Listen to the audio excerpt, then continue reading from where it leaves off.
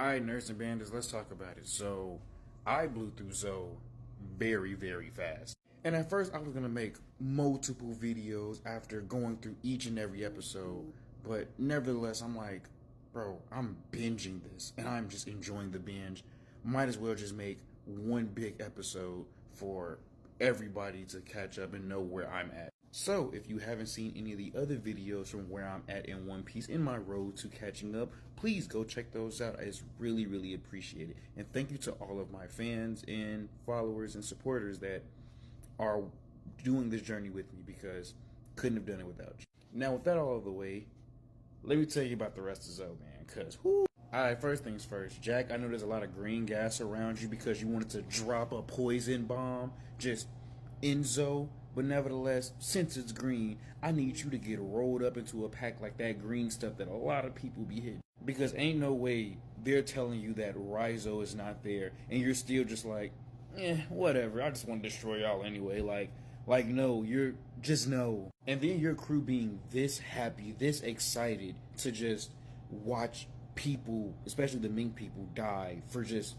no reason because of your escapade is just like, come on now. Like, y'all shouldn't be enjoying brutality and death this much. Jack was presumed dead, but of course, as we know, if you don't see the death happen on screen, they're not dead.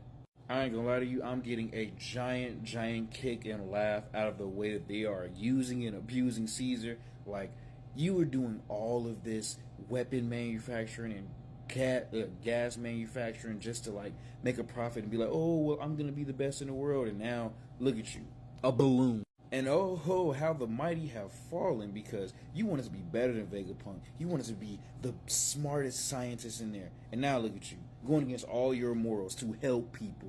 I don't know why, but something is telling me that Caesar might get a redemption arc. He might be redeemed at some point later on down the line, but just speculation. So, now I see that Benji is truly working with Big Mom and her crew. Peckham feeling so hurt and so distraught and thinking that his people were just wiped out, as well as just his home was wiped out, not knowing that it's part of Kaido. Dang. And of course, casual Sanji moments of him just perving out. Now this scene right here, whoo-hoo-wee. How do I explain it? Yep, Sanji, that's pretty much how I explain it. Nevertheless, Benji, you are blowing me, because it's a situation of being like, I'm happy that you saved my people, and yeah, you know, I'm just trying to take Caesar. I could get you to, for obvious reason, maybe I'm putting the mission behind because of what's going on, but nevertheless, you just gonna smoke this man? But that's neither here nor there. Seeing Benji hand Sanji this invitation to the fact that Sanji is going to get married, and that his family is literally a family full of assassins and working with the black market, like, where did all this come from? Like, man, I was sitting there spooked like Sanji, like, bro, what's going on? What's this family secret that we haven't heard about? Because again, your family went from the North Blue, hopped to the East Blue, where we found you, of course, and then they went back. And now it's a situation where whatever's going on with your family, I need to know this, because now you've got my interest even more piqued. And Sanji not wanting to bring the rest of his friends along because he's like, look, I want y'all to go live out y'all dreams. I'm gonna just have to take care of this by myself.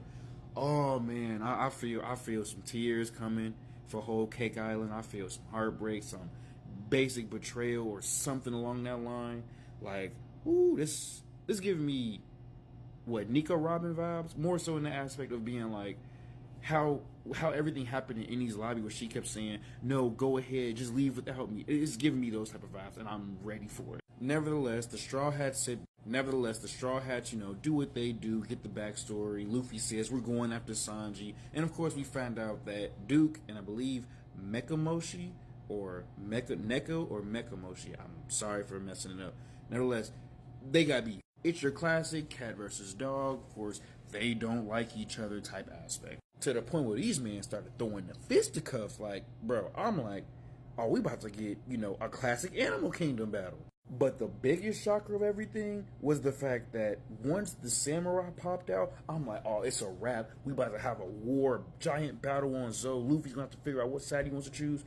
And then all of the minks just bowed. Like this hidden alliance that I just personally wasn't expecting.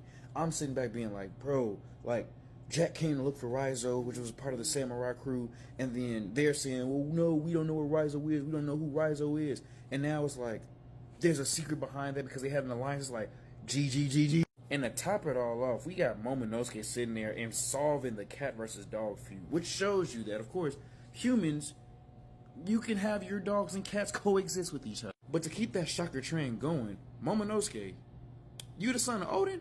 Not only that, but you're the head of the samurai clan, especially because your father was. And of course, I know you definitely want revenge because your father was killed by Kaido. But I digress. We pull up to the whale statue and we finally seen Raizo. And I ain't gonna lie to you, this man ugly as hell. But I can say I genuinely love the excitement that Luffy and the rest of the Straw Hats had to be like, oh my gosh, you're a ninja. And all the Naruto references. And then he's like, it don't really work like that. So much so that they've got so disappointed. They was just like, we don't want to deal with you. You just lame. And then what do? Shadow Clone Jutsu. And to top that all off, we found out that there are also red ponographs.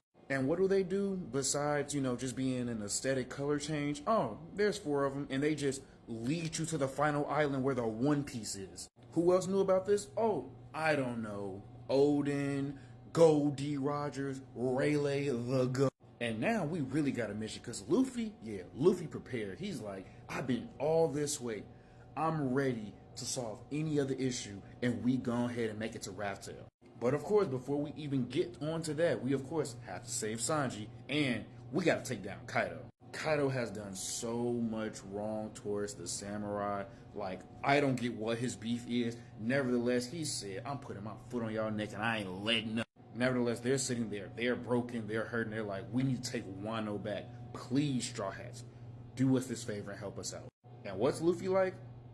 Nah. Now, of course, everybody's like, what the heck, Luffy? Like, why would you do that? You're just so mean and rude. And he's like, Momonosuke's y'all head, right? If he is y'all head, he needs to be the one to ask me. And I ain't even gonna lie to you, I have so much respect for Luffy for that, because it's like, if you're supposed to be the leader of your group, you don't need to have the rest of your group talking for you.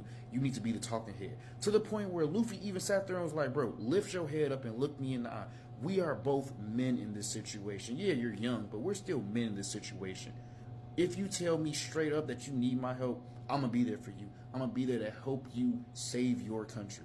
That, ladies and gentlemen, is the future king of the pirates. Now, I thought everything was over, but what happens? Oh, Jack returns, like we knew he would. But instead of him saying, let's go up to Zoe and take everything down, he said, this elephant looking kind of old. Knock it down. Jack was looking at them elephant legs and said, bro, I don't want to play nothing but Jenga tonight. Nevertheless, something else that I found out, which was like another mind blow, which only adds more interest into whatever else is going on. Blackbeard had a war with the remaining Whitebeard pirates. And who was taken down? None other than Jean Grey himself. I mean, Marco, who owns the Phoenix Fruit. And now we have another layer because now we need to go find him. But back to Zoe. While Jack is over here playing dominoes with elephant feet, Momonosuke and Luffy are both getting the worst before work migraine you can ever get. Boy, Momonosuke look like he ready to tell that one coworker he does not care about his son's baseball game. But here's a shocker. Luffy and Momonosuke weren't having a headache just to have a headache. They was hearing the elephant Zuaisha talk to them. Something that also Gold D. Rogers was able to do. And it's sad because whoever gave Zuaisha the command to just walk and keep walking, he does nothing else, so he needs his command. And what Momonosuke sit there and ask him to do? Oh yeah, get rid of Jack. That man sat there and got a hole-in-one with those ships. Like, god damn. Showed Jack who the true king of the elephants is, because Jesus, man. But I feel like Jack is still going to return at some point. And not only was Jack defeated, I found out that Apu is working with Kaido. So now we're going to really get a war between the worst generation. Nevertheless, for the final thoughts, we have our teams for Zoe, Whole Cake, Wano, and going to get Marco. Momonosuke said he's staying on Zoe. Nami has gotten a new weapon.